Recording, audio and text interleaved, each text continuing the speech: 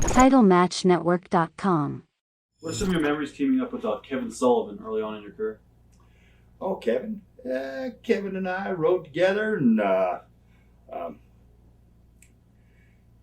about the same age. Kevin and I, same age, and so we had a lot in common. And our wives hung out together. And I sold him. I bought a Saint Bernard puppy, most beautiful little puppy, Saint Bernards. But we live in apartments, and so they grow up. So when the puppies started growing up and they got up, getting pretty big, I realized I'm not going to be able to keep this dadgum dog. So I brought Kevin and his wife over, and I said, hey, I'm going to do my dog. And I pawned my dog off on Kevin. Oh, today he said, you son of that dog. Every time we mentioned about that dog, because that doggone dog got... Dadgum, he got 4 foot high. Oh, he crapped dadgum poo-poo that long in his dadgum floor. And Kevin told me, he said, hey, son of a gun, your dadgum dog, he's crapped all over my house. He's on anything. You can't housebreak him. You can't, oh, God, he eats tubs of food and all that. Kevin, you got to learn to love him and relax and hold him. Wrestling, Kevin Sullivan. I got the best story.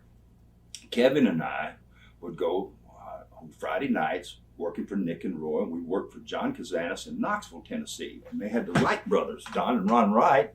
Me and Kevin were a tag team, and it's a successful tag team, but young, but demanding respect. And we get over to Knoxville, and we're working in an angle with Don and Ron Wright. And Don and Ron Wright, they're hillbilly hill guys, and they don't have any wrestling rules. They don't do things like other people do. Ron Wright's got what he calls a chisel that he has tape wraps around his hand, and he's got a blade of stainless steel that sits this way on top of that tape that goes around. And he would sit in the dressing room and he'd file it. He'd take his file and he'd file that chisel. Well, me and Kevin, we're going to work with him. And we're sitting in the dressing room there, and Ron Wright's sitting down a little bit, and he's just sitting there, and he's got that chisel, and he's chiseling like that, but he just got eyes just like that, looking right at Kevin. Well, Kevin puts on his shoes, and he looks up, and there's old Ron Wright. And he goes, what you staring at me like that for? And Ron Wright says, I'm not staring at you, boy.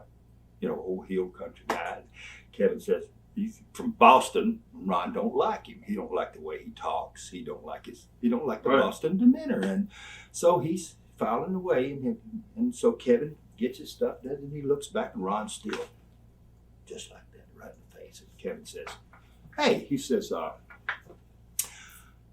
hope you're not thinking about hitting me with that. And Ron says, hey, boy, he said, I hit everybody that comes up here with this. And he said, you ain't no different to me. And Kevin says, hey, you're not going to hit me with that. And Ron says, I hit everybody that comes up here, boy, and I'm going to hit you too. And Kevin says, you're not going to hit me with that thing. He said, you hit me with that and I'll kill you. And Ron gets the biggest kick out of that. You're going to kill me, are you? Yeah, all right, old deal. So we go out and do the match. Bang. 13 stitches. So Kevin Sullivan across the head there. Come back inside. Nobody got killed. But Kevin was a tough kid. But boy, me and Kevin, we had to realize that these doggone Tennessee hills don't belong to us. And we come over here in these hills of Knoxville, they do things a little bit different. And we'd be best then to handle that situation, Kevin, where he don't hit you next week too. Like just blow it off and get to be his friend and say, oh, well, you hit me, man. That dog, boy, it hurt. I got my stitches. It's all right, man. That was a good deal. Big joke. Don't hit me again now. One of those type of deals. Kevin smartened up real fast and said, well, I think I'll play this game the smart way and do exactly that instead of going back in the dressing room and trying to kill him. And that worked out pretty good. Kevin and I, we traveled up and down the roads during those young days in And if I went to telling you stories about old Kevin Sullivan, I'd be sitting here tomorrow. What about the Georgia territory? You went over to Georgia and you got to team up with Bob Armstrong. Yeah. Bob was getting a pretty good shove, and he was one of the guys. Bob was one of the guys. He worked for my dad. He had to get that respect. They had a match for a Cadillac. They was going to give away a Cadillac. Bob was going to win the Cadillac. So Dad said, well, now this is a big deal. We got a sellout house. I think it was one of the first times ever to be in the Omni. They built the Omni. They wrestled downtown in the auditorium in Atlanta. And so they went in the big Omni, and so naturally they got the biggest house they ever had in Atlanta at that particular time. And it's going to wind up Bobby Duncombe and Bob Armstrong in the ring, and then Duncombe's going to bust Bob hard way.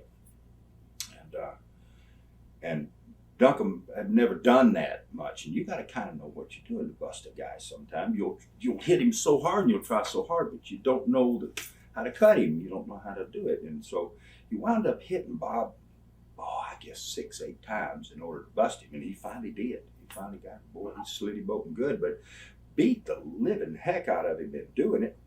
And Bob had the option to say, that's enough. And Bob Armstrong, it hurt, but he wouldn't dare give up. He said, if you have to hit me 20 times, you're going to bust this out. You're going to do it. I don't care what it takes. And boy, I'm telling you what, getting a chance then to work with Bob, be a friend of his, and travel up and down the road with him, taught me so many things. Had no rhythm.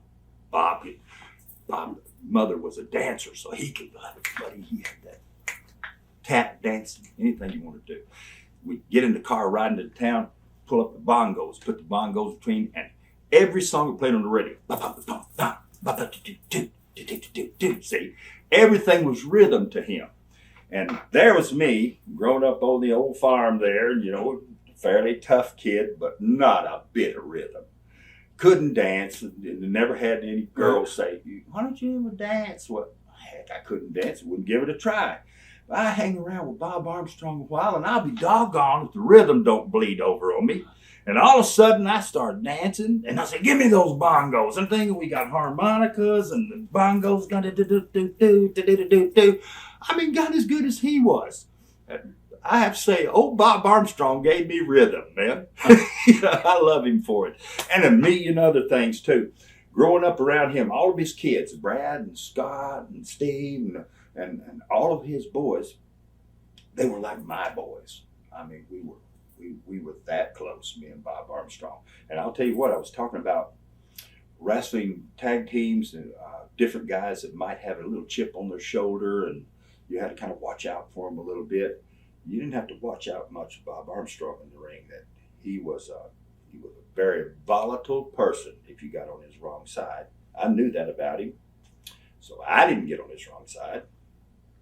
And I always felt very safe being around him. And we worked real good as a tag team. Got to be great friends, and have been for, again, 30 years. Me and Bob came up together. Watch thousands of exclusive shoot interviews right now on TitleMatchNetwork.com.